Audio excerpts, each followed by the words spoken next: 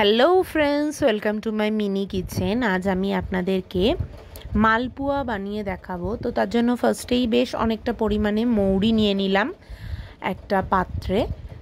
তারপর আমি এটার মধ্যে দিয়ে দেব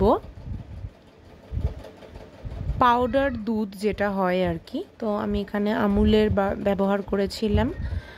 তো যে যে টাইপের দুধ খেতে পছন্দ করেন, তো এটা কেউ চাইলে লিকুইড দুধ দিয়েও করতে পারেন, কোনো অসুবিধা নেই।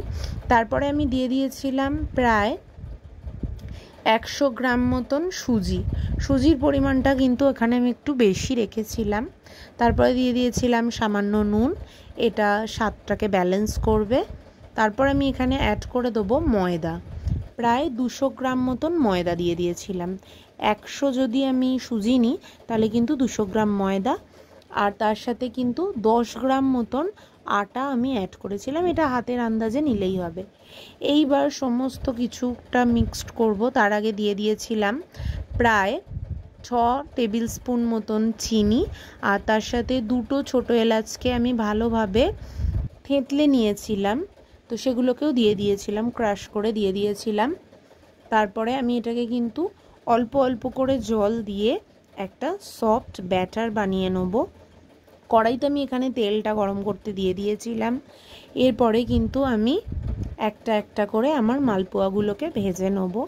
খুবই ভালো হয়, আর প্রত্যেকটা মালপো ফুল ছিল, খুব সুন্দর খেতে হয়েছিল। বাড়িতে অতি অবশ্যই এই মেজারমেন্ট দিয়ে একবার বানিয়ে ট্রাই করে দেখবেন, কমেন্ট করে জানাবেন কেমন লাগলো। আর যতক্ষণে মালপোটা আমার ভাজা হচ্ছিল, আর একটা গ্যাসে কিন্তু আমি চিনির শিরাটা বানিয়ে নিয়েছিলাম।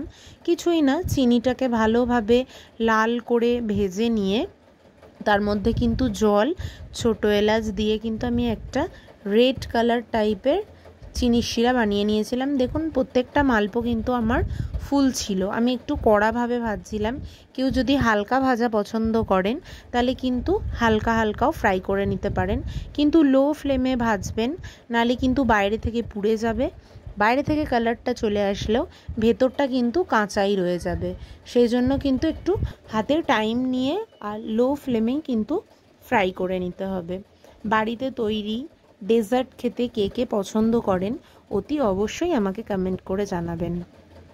তো এখানে আমার এটাও ভালোভাবে ফ্রাই করা হয়ে গেছিলো। তো 2 পিঠ ভালোভাবে ফ্রাই করে আমি একটা পাত্রে চিনির শিরার মধ্যে তুলে নেব।